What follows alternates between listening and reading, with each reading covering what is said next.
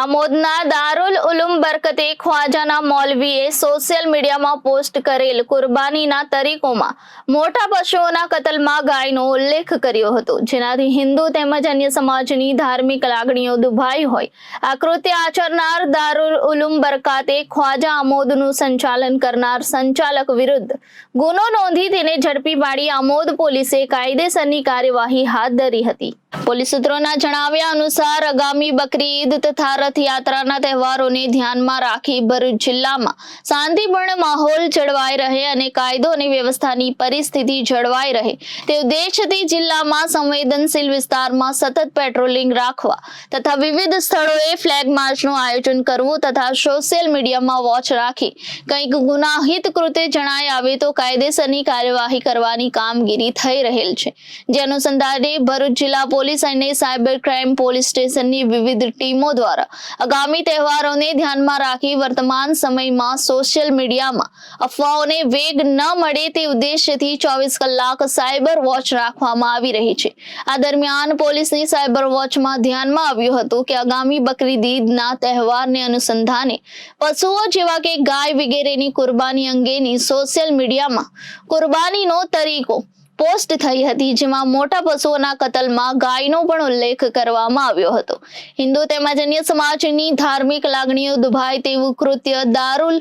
ઉલુમ બરકાતે ખ્વાજા આમોદના સંચાલક મૌલવી અબ્દુલ રહીમ રાઠોડે કર્યું હોવાનું જણાય આવતા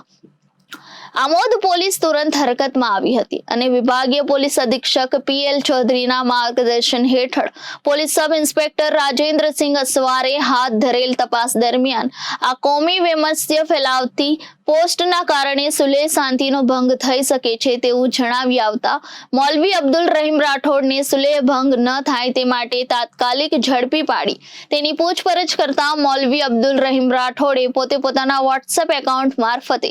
અન્ય સમાજની ધાર્મિક લાગણી દુભાય તેવી પોસ્ટ ઘણા ગ્રુપમાં શેર કર્યા અંગેની કબૂલાત કરી હતી. આ પોસ્ટ સંદર્ભે મૌલવી વિરુદ્ધ તાત્કાલિક પ્રથમ સુલેહ ભંગ અટકાવવા તેની અટકાયતી પગલા આમોદ પોલીસ દ્વારા લેવામાં આવ્યા હતા. ત્યારબાદ મૌલવીએ સોશિયલ મીડિયામાં કરેલ પોસ્ટથી હિન્દુ તથા અન્ય ધર્મ સમાજની લાગણી દુભાયેલ હોય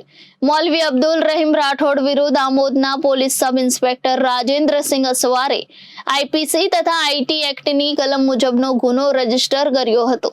જેની આગળની વધુ તપાસ સ્પેશિયલ ઓપરેશન ગ્રુપ ભરૂચ દ્વારા હાથ ધરવામાં આવી છે અને આ ગુનામાં દારુલ ઉલુમ બરકાતે ખ્વાજા આમોદનું સંચાલન કરતા ટ્રસ્ટીઓ તથા અન્ય ઇસમો દ્વારા આ પોસ્ટ કરવા તેને પ્રેરિત કે મદદગારી કરી હોય તેમજ અન્ય પાસાઓ અંગે વિસ્તૃત તપાસ હાથ ધરવામાં આવી રહી છે. આગામી બકરી તથા રથયાત્રાના તહેવારો અનુસંધાને ભરૂચ જિલ્લામાં શાંતિપૂર્ણ રીતે આ તહેવારો ઉજવાય તે અનુસંધાને ભરૂચ જિલ્લા પોલીસ દ્વારા સતત પેટ્રોલિંગ રાખવામાં આવેલી છે તથા ફ્લેગ માર્ચનું પણ આયોજન કરવામાં આવી રહેલ છે. તેમાં સોશિયલ મીડિયા મારફતે પણ મોનિટરિંગ કરવામાં આવી રહેલ છે અને આવી કોઈ પણ વ્યક્તિ કોઈ કરશે ગુનાહિત પ્રવૃત્તિ તેના વિરુદ્ધમાં કાયદેસર કાર્યવાહી કરવામાં આવશે. જે અનુસંધાને ભરૂચ જિલ્લા સાયબર ક્રાઇમ પોલીસ સ્ટેશન મારફતે આગામી જે તહેવારો છે એનું અનુસંધાને 24/7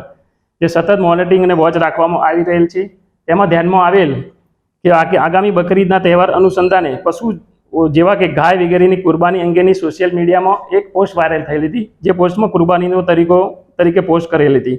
જેમાં મોટા પશુઓની કતલ એમાં ગાયનો પણ ઉલ્લેખ કરવામાં આવેલો હતો. બરાબર. અને આ પોસ્ટ છે એ દારુલ ઉલુમ બરકાતે ખ્વાજા આમોદના નેજા હેઠળ સંચાલન કરતા અબ્દુલ રહીમ રાઠોડનાએ કરેલાનું હોવાનું તપાસ દરમિયાન ધ્યાનમાં આવતા આમોદ પોલીસ સ્ટેશનના police sub inspector Shri R Asvar નાઓએ સૌપ્રથમ સુલેહ ભંગ ના થાય તે સારું તેમના અટકાયતી પગલામાં લેવામાં આવેલ હતા તથા અન્ય ધર્મની લાગણી ન દુભાય તે સારું તેમના વિરુદ્ધમાં શ્રી સરકાર તરફે R Asvar police sub inspector Amod નાઓએ એમના વિરુદ્ધમાં ફર્સ્ટ ગુના રજિસ્ટર નંબર 287/2024 આઈપીસી તથા આઈટી એક્ટની કલમો મુજબ એમના વિરુદ્ધમાં ગુનો રજીસ્ટર કરવામાં આવેલ છે અને આ ગુનાની તપાસ ભરૂચ જિલ્લા એસઓજી કરી રહેલ છે અને આગળ તેમના વિરુદ્ધમાં આમને કોઈ મદદગારી કરે છે તથા આ પોસ્ટ કરવા જેને પણ પ્રેરિત કર્યા છે તેમની પણ આ બાબતે વિસ્તૃત તપાસ કરવામાં આવશે અને એમની કોઈ સંડોવણી જણાય આવશે તેમના વિરુદ્ધ પણ કાયદેસર કાર્યવાહી કરવામાં આવશે. અને જે પકડાયેલ તોમતદાર છે અબ્દુલ રહીમ જીવાબા રાઠોડ જેઓએ અગાઉ પણ 2021માં તેમની વિરુદ્ધમાં ધર્માંતરણનો એક ગુનો પણ દાખલ થયેલો હતો, જે ગુનામાં પણ તેમની વિરુદ્ધમાં નામદાર કોર્ટમાં ચાર્જશીટ થયેલું છે, જેની હાલ ગુનો